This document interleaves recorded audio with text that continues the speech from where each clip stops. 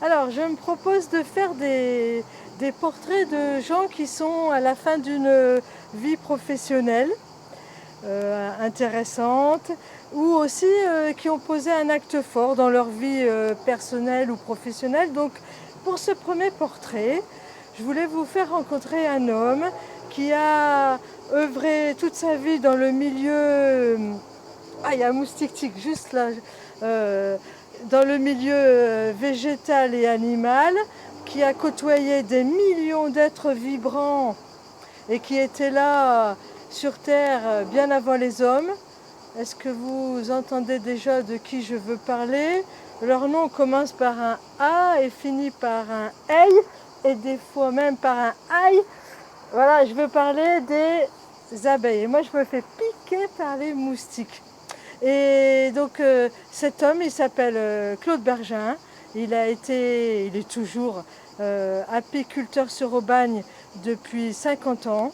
Mais là, depuis janvier 2023, il a pris sa retraite. Donc je voulais le questionner et lui demander un peu qu'est-ce qu'il retire de ses 50 ans auprès des abeilles. Donc là, on est dans son jardin. Je vais vous montrer un peu son jardin. Voilà. Et là, c'est sa porte. Et donc, je vais frapper chez lui et je vais lui poser les questions. Bon, bah Claude, voilà, j'ai frappé à ta porte. Et donc, je suis venue te demander qu'est-ce que tu avais apporté de côtoyer les abeilles pendant 50 ans. D'avoir un rythme de vie proche de la nature. On est obligé, on est déjà dans un monde animal qui vit avec la nature sauvage, donc on est tributaire du temps, de la végétation, donc c'est tout un mode de vie où on est obligé de suivre, de s'adapter. Là, on ne maîtrise rien. Là où actuellement, justement, un de nos plus gros problèmes actuellement, c'est la sécheresse, on est bien obligé de s'adapter à la sécheresse. Un paysan qui est dans un mode agricole peut toujours arroser son jardin ou avoir des cultures à l'arrosage. Malheureusement, nous, on vit sur de telles surfaces, de telles grandeurs de nature que si la pluie ne vient pas du ciel, on ne peut rien faire. Donc on est bien obligé d'être patient, sage et vivre ce que nous impose la nature. Mais tu me disais que si c'était à refaire, Ah, de ce côté-là, aucun regret. Ça, c'est sûr que je j'ai aucun regret de ce côté-là. C'est vraiment une vie qui m'a passionné, qui correspondait à ce que je voulais vivre. C'est vraiment la vie que je voulais mener. Et là, de ce côté-là, justement, ce rapport avec la nature me correspondait très bien. C'est ce que inconsciemment, je cherchais, que j'ai trouvé, quoi, qui correspondait exactement à ma recherche de vie proche, donc proche de la nature. Non, non, je suis comblé par ce que j'ai fait, par mon boulot. Non, non, bah, non. parfait. Et par contre, alors comment en es arrivé aux abeilles? Ben, parcours de vie qui n'était pas parti du bon côté. J'avais une formation de chimiste. Je me suis retrouvé. Là, je pensais être passionné par la chimie et je me suis retrouvé dans un labo en naphta-chimie il y a donc plus de 50 ans de ça. Et j'ai rapidement vu que c'était pas. Je m'étais trompé, je m'étais raconté un peu des histoires, que c'était pas ce qui me fallait, qui me convenait. Donc là, j'étais dans un laboratoire de contrôle. Après, j'ai fait les pieds et les mains pour aller dans un laboratoire de recherche. J'ai divisé à l'époque mon salaire par trois pour faire de la recherche en croyant que ça me plairait, que je trouverais peut-être quelque chose de passionnant. Quoi. Est-ce que je suis tombé dans le mauvais laboratoire de recherche? Je ne le saurais jamais. Mais fait, toujours est-il que ça ne m'a pas passionné non plus. Ouais. Et que j'ai pensé rapidement qu'il fallait que je me reconvertisse donc dans un métier proche de la nature. Et comme mes parents n'étaient pas paysans, n'étaient pas dans le monde agricole, j'ai pensé à l'apiculture. Je pensais à l'apiculture parce que j'avais fait un contact avec un voisin là, qui était pas loin d'ici, qui avait 2-3 ruches au fond de son jardin, un retraité. Et j'étais passionné par ce qu'il faisait, parce que c'était un bricoleur. Moi, j'étais un bricoleur aussi, là, même quand j'étais ado. Et je passais beaucoup de temps avec cette personne. Et il avait donc quelques ruches au fond du jardin, donc j'étais allé avec lui faire des récoltes, visiter un peu les ruches et tout. Mais je me suis dit, tiens, pourquoi pas les ruches? Ça ne demande pas un gros investissement. Et pourquoi pas se lancer là-dedans? C'est comme ça que ça a démarré. Et cet homme t'a quand même accompagné dans le démarrage un Ah peu, non, ou pas du tout. pas Non, non, spécialement? non, parce qu'il avait 2-3 ruches. C'est ça qui est fou aussi quand on y réfléchit, c'est que le métier d'apiculteur il y a 50 ans et le métier d'apiculteur maintenant, c'est plus du tout la même chose. Il y a 50 ans, on était dans encore un monde, c'est fou, mais à notre échelle, je me dis, on pourrait dire que c'était la préhistoire, mais il y a 50 ans, ce voisin, il avait une hausse, c'est la partie supérieure d'une ruche sur laquelle on récolte. Au printemps, il allait poser sa hausse sur sa ruche, et à l'automne, il allait enlever sa hausse et récolter son miel. L'apiculture, pour un amateur, c'était deux opérations à la limite dans l'année. Maintenant, une ruche, si tu ne surveilles pas de près, si tu la nourris pas, si tu ne suis pas les maladies, si tu ne t'occupes pas des insectes qui l'attaquent, tu perds ta ruche rapidement. C'est devenu, c'est un autre métier, c'est plus du tout le même boulot. Et moi, c'est ce qui m'a un peu gâché quand même la fin de ma carrière, c'est qu'au début, justement, tu t'occupais de tes abeilles d'une façon, disons, saine et simple, et c'est devenu très compliqué. En plus, voilà, alors avec des nourrissements, des traitements, c'est devenu terrible. Alors en plus, dans le monde apicole, le traitement, automatiquement, ils te lancent dans la chimie. Toi, tu te bats contre la chimie, les pesticides et les herbicides, on te demande de traiter tes abeilles avec des pesticides. Moi, j'ai toujours refusé ça, j'ai jamais voulu le faire.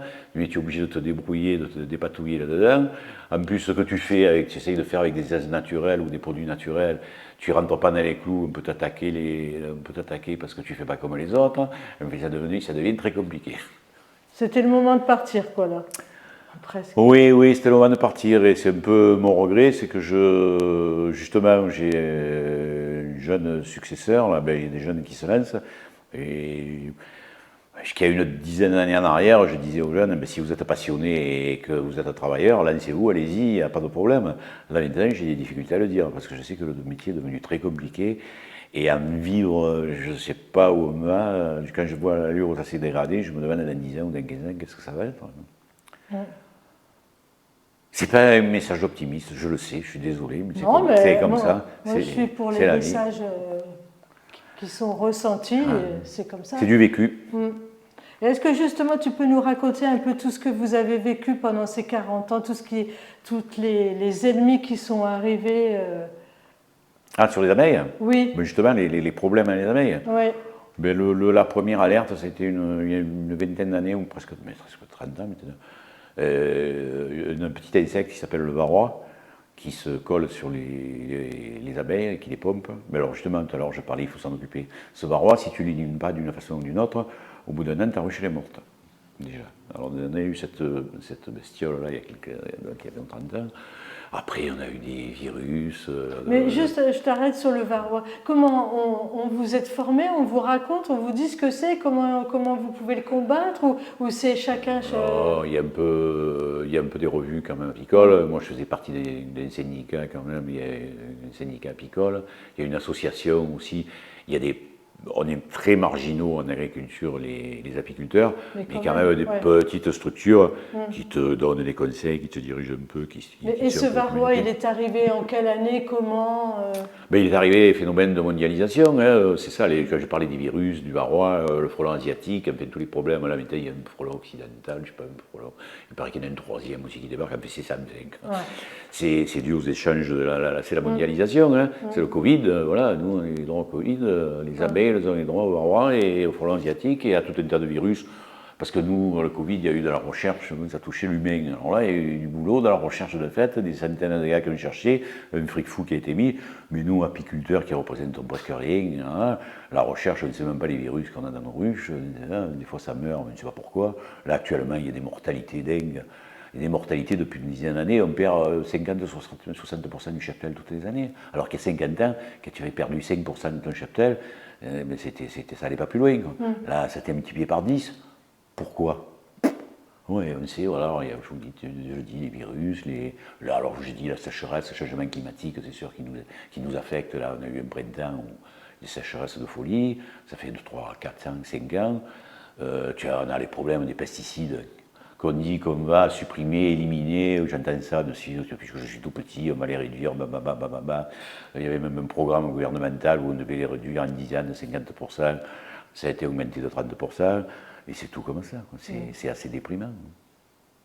Ouais, donc le varroa, le frelon, les pesticides, les conditions sanitaires ou tout changement climatique. Changement climatique. Ouais. C'est pas. Vous cumulez quoi. Ouais. Donc là, je voulais te demander, comme ça, quand tu repenses à ces 50 ans, un grand souvenir. Un grand souvenir. Ben, il y a une image qui me vient là. J'étais sur le Contadour de Giono, des endroits où c'est assez vallonné, où il y a c'est des pâtures. Hein. Au départ, à l'époque, le plateau du Contadour, c'était un plateau de pâture pour les moutons. Et là, ils avaient commencé à mettre des lavandes, il y avait quelques champs de lavande, c'est pour ça qu'on montait des ruches donc, sur ce plateau. Et un jour, j'étais monté avec mon camion pour aller visiter les ruchers. Et puis, comme je disais, c'était assez vallonné. Et tout d'un coup, là, en descendant, en remontant sur la crête, sur la piste, là, il y a un cerf qui est sorti, mais un cerf majestueux, monstrueux, magnifique, qui est stoppé. Et moi, j'ai stoppé aussi avec le camion, j'ai resté. Et on s'est regardé pendant 20 secondes, 30 secondes, et puis il a amorcé une demi-tour et est parti. Mais j'avoue que c'est une image qui m'a marqué, qui m'est restée, parce que on parlait de contact avec la nature, là j'étais en plein dedans. J'avais beau être dans un camion, j'aurais préféré être sur un cheval, mais c'est une image qui est ancrée en moi, je pense, qui ne me lâchera pas. Alors là, je voulais te demander une grande perte pendant ces 50 ans. Une grande perte, mais oui, alors le mot, ça me fait penser de suite. C'est d'arriver dans un rucher où j'avais une trentaine ou une vingtaine de ruches et arrivé dans le rucher, plus une ruche. D'ailleurs, qu'il y a un gars qui était passé, certainement un apiculteur pro, très honnête, qui était passé, qui avait ramassé toutes les ruches. Et là, on peut rien faire. Les perdu 30 ruches d'un coup. Alors là encore, ce n'était pas une période de récolte, mais ce qu'on redoute le plus les apiculteurs, c'est qu'on nous fasse ça, et des fois ça arrive, avec la récolte dessus. Quoi. Alors là, c'est catastrophique. Hein. Déjà de perdre 30 ruches avec tout le matos et tout, c'est terrible. Mais alors la récolte, ça devient catastrophique. Hein. Ouais, ça c'était dur, c'est des chocs ça. Mais tu me disais que tu as eu aussi un jour, tu as cru que tu avais perdu et puis... Ah oui, inversement, un jour, oui, j'arrivais dans un rucher, ça avait tout brûlé. Tout était brûlé autour, hein, je traversais les bois brûlés et je voyais que le feu était encore beaucoup plus loin que mon rucher. Et là, je m'attendais à retrouver que les toits de ruche, parce qu'alors une ruche, ça brûle bien au milieu d'un incendie, ça fait des torches entre la cire et le bois ciré dedans. Hein. En général, on retrouve que le toit qui est en métal et c'est tout ce qui reste de la ruche. Évidemment, les abeilles, des fois, peuvent se sauver à partir, mais en fait, elles abandonnent difficilement leur couvain à l'intérieur. Donc, en général, elles brûlent aussi avec la ruche. Donc, j'avais fait un peu une croix sur mes ruches en me disant, ça y est, j'ai perdu encore un rucher. Et puis, quand j'arrive, qu'est-ce que je vois? Un cercle vert avec mes ruches au milieu. C'est les pompiers qui avaient... parce que les pompiers, le premier but quand ils ont, c'est protéger les humains, protéger les maisons, protéger les êtres vivants. Mais en deux, une fois qu'ils ont assuré au niveau des maisons et des êtres humains, ils s'occupent des animaux. Donc s'il y a des chevaux, et là, ils ont vu qu'il y avait un rucher. Ils avaient donc arrosé tout le rucher. Et donc il n'y avait plus qu'une tache verte au milieu de ces hectares noirs. C'était mon rucher avec encore un peu de pelouse verte de côté. Et ça fait plaisir. On dit vive les pompiers. Bon, ben voilà. Et oui, je voulais te demander quel est ton miel préféré? Mon miel préféré, Moi, honnêtement, j'aime bien tous les miels. Hein. Il y a dans la gamme, là, justement, parce qu'il y a des miels très doux, très légers, comme le romarin, des miels un peu plus parfumés, comme ce qu'on appelle ici le garrigue, qui est un mélange de sumac, de thym, de miel de garrigue, qui est déjà un peu plus parfumé. La lavande aussi, qui est un miel parfumé. On fait aussi le châtaignier, qui est un miel très corsé, que j'aime bien aussi. Hein. Moi, après, ça dépend à quel moment on les mange, avec quoi on les prend. Enfin, si jamais on ressortirait, c'est quand même notre. Le miel numéro 1 de Provence, c'est quand même la lavande, qui est quand même un parfum, un goût incomparable, qui est un peu exceptionnel. Oui, je dirais la lavande. D'accord. Et un miel très rare d'une plante. Alors, il y a une plante, sur mes 50 ans de vie, j'en ai récolté 2 fois. Et peut-être parce qu'on a quand même eu de bonnes surprises sur ce qu'on appelle les mieliers d'automne, ce qu'on appelle le printemps, l'été indien. C'est des plantes tardives, c'est la sarriette. Et j'étais arrivé justement quand j'étais à Eour, dans les Alpes, là où je vivais en communauté, dans la vallée du Jabron, je me rappelle. On avait posé des ruches, mais qu'on avait laissées là sur la lavande, mais qu'on avait laissées derrière. On n'avait pas pensé qu'il y avait la sarriette derrière qui pouvait nous faire une petite mielée. Et on avait découvert, après notre récolte de lavande, qu'on avait fait une petite mielée de miel de sarriette, qui est un miel là aussi très léger, très parfumé, un peu qui plus d'arôme peut-être que la lavande, mais c'est des petites récoltes assez ridicules. En 50 ans, j'en ai fait 2 fois. Ce miel qu'on ne trouve pas. On a un miel, puisqu'on parle de petites mielées, on parle des téniers. Ici, il y a aussi un miel qu'on fait. Mais, alors c'est marrant, parce que l'année dernière, je pense qu'on n'en ferait plus, parce que les ruches souffrent tellement de ce que je disais tout à l'heure, on a tellement de problèmes. À l'automne, elles sont au bout du rouleau, les colonies sont très faibles, donc on ne peut pas espérer en faire grand-chose. Et là, l'année dernière, on a encore fait ils ont fait une récolte de bruyère, la multiflora, la bruyère des Calanques d'ici, bruyère rose, qui fait, alors la mienne par contre très corsée, très, très fort, mais ça c'est des petites récoltes, et je pensais que ça se ferait plus, comme quoi on peut encore avoir des espoirs en se disant que peut-être pas tout est perdu. Des petites surprises. Des petites, encore désagréables surprises. Ouais. Et donc ça, c'est des miels rares d'ici, mais et dans le monde, est-ce que tu as goûté des miels de... Ouais, il y a j'arrive pas à retrouver le nom.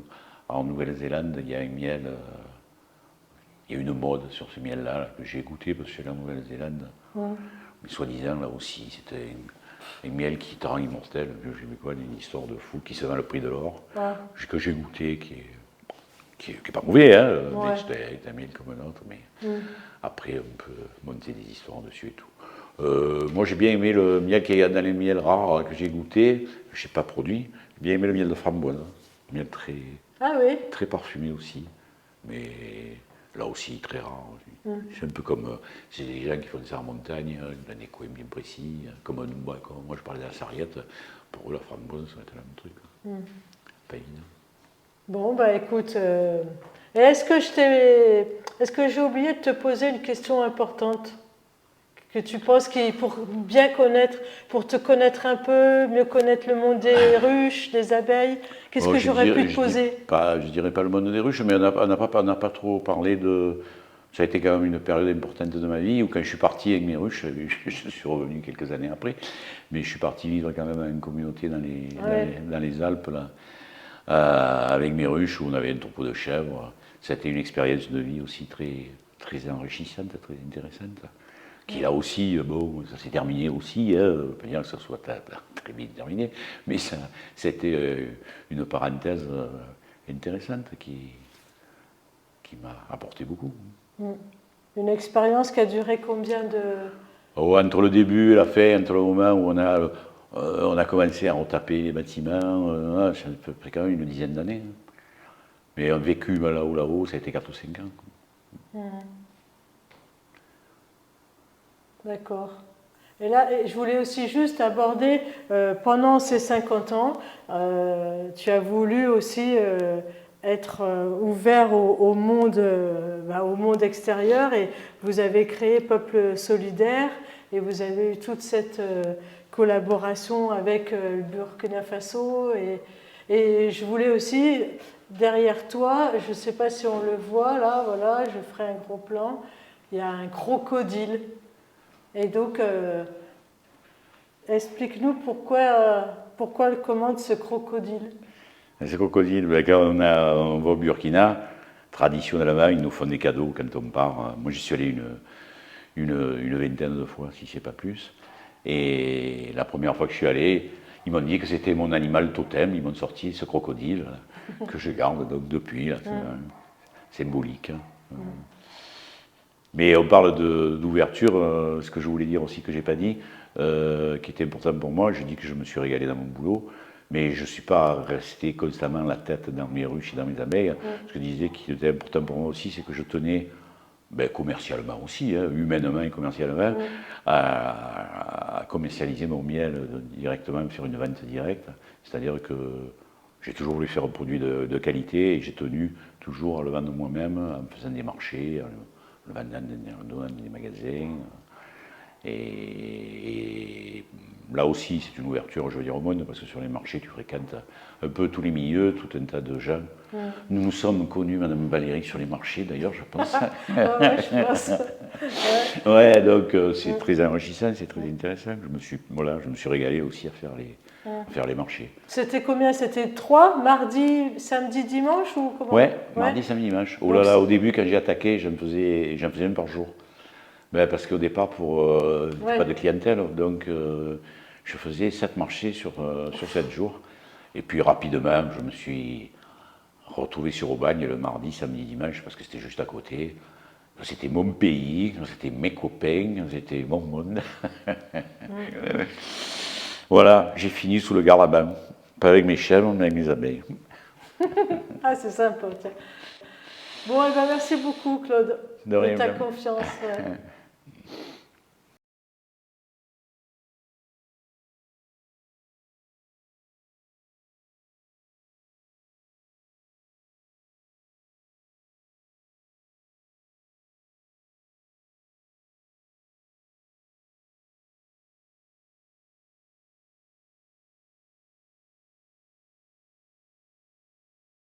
Le village où j'ai vécu pendant quelques années.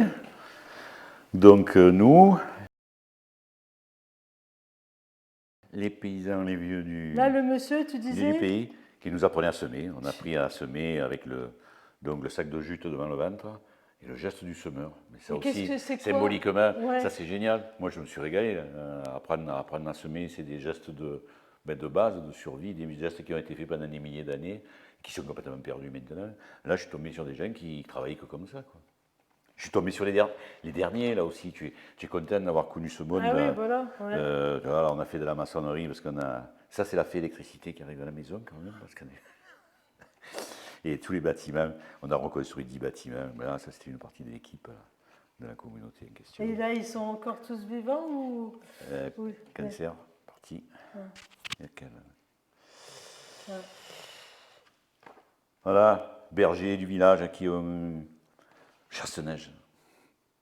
Chasse-neige. Ouais. Regarde, ça c'était magnifique aussi. Là, c'est la récolte de foin ou de lavande. Il tirait sur un traîneau, il remplissait ce qu'il appelait les bourrasques, c'est les bourrasques de jute.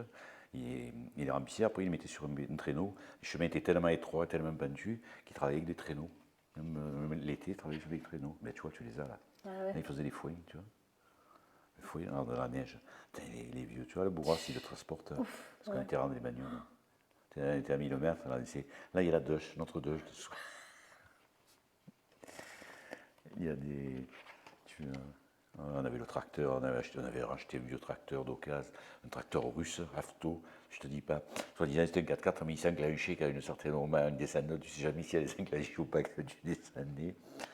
Le troupeau des chèvres, mais c'est toujours pareil. Mais ça, c'est un des vieux qui labourait encore avec la mule. Là, on est devant la chèvrerie où on venait de faire la traite, sur le troupeau de chèvres. Voilà. Notre fifi, notre première. Alors, on était entre autres de couple, on s'était dit à un bon moment, Ça y est, on a fini les bâtiments, les troupeaux ont démarré, les machins et tout, on peut faire les petits. Et on a fait les petits, on a fait presque. Il y avait 2 jumelles. À 15 jours d'intervalle, elles sont nées, les deux gamines. Ouais. Donc ça, c'était les petits vieux du village aussi, qui étaient super sympas. Ils ont été contents, ces vieux, ma fille. Ah ouais. de voir arriver. Ça a été formidable, tu vois. Parce qu'au départ, ils nous regardaient quand même un peu de loin. Hein. Qu'est-ce que c'est ces acrobates, ces marginaux qui débarquent, et dans 6 mois, ils ne sont plus là. Bon, voilà. Puis ils ont vu qu'on bossait, qu'on travaillait, que c'était sérieux. Et c'est devenu. Après, c'était. On mangeait ensemble, on faisait. Sinon, ils n'ont retransmis à personne leur savoir. Ah ben non, c'était fini. Donc c'est bon, après. Et puis le village en question, où maintenant, il y a encore une communauté, il y a encore des gens qui vivent là. Ça aurait été un village de résidence secondaire, il n'y aurait eu personne. Voilà, avec mon chien, ma fille, autour du cou, on allait garder les chèvres. À l'époque, on rappelait les pantalons. Ça, c'est la copine avec sa petite. Hein. Ah ouais, bah dis donc, c'est superbe. Voilà. Ah, le troupeau de chèvres. Ah ouais. Ah, tu vois, 80. C'était l'apiculture. Ouais. Voilà.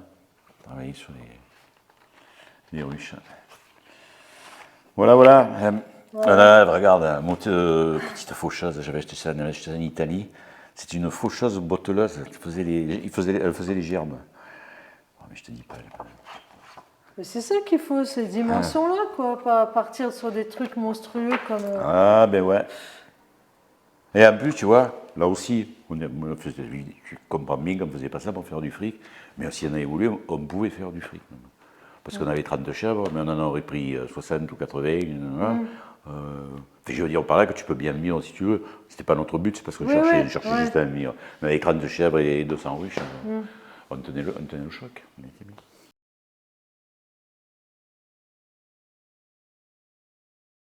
Claude, je suis revenue parce qu'en fin de compte, j'avais oublié la question. La question piège. Tu es à la retraite et comment tu vis ce moment incroyable, je crois, dans une vie, d'avoir ces jours pour soi, d'être complètement libre. Donc voilà, je te pose la question. Complètement libre, je ne sais pas si je suis complètement libre. Non, mais je sais pas si j'en ai parlé avant, mais j'ai quand même quelques passions. Le VTT en particulier, donc je fais au moins 2 demi-journées de VTT par semaine, avec toute une équipe, là, où on se régale bien. En dehors de ça, j'adore la mer, le milieu marin et tout, donc je suis un peu plongeur, donc je suis souvent, quand je peux, en mer, dans l'eau, j'adore ça. Après, on a parlé du milieu associatif, donc je me laisse un peu plus de temps pour s'occuper un peu du milieu associatif. Et puis après, j'ai un grand jardin et une grande propriété à 4000 m², donc on a de quoi s'occuper, du faire du jardinage, de l'entretien. Et puis des réunions et aller voir les copains. Ah oui, j'ai même pas dit, je suis un supporter de l'OM, de foot. Donc hier soir, j'ai passé encore une longue soirée au foot. Je me suis couché à 1h30 du matin. On a eu droit à la totale. Et ils ont gagné? Ils ont perdu. Oh, et j'ai quand même le moral. Hein. J'ai le sourire, vous remarquerez. Ouais, ça t'a pas atteint. Quoi. Ça m'a pas traumatisé, j'ai bien dormi. Bon. Voilà. Bon, bah écoute, a priori, ça va. Je pense tu vas être un homme heureux. J'espère. Voilà, tout va bien. Et puis, bonne soupe au pistou ce soir, puisque tu reçois il y a du monde, ouais. Allez, ça commence dès ce soir. Le reste de ta vie commence ce soir. Tout à fait, tout à fait.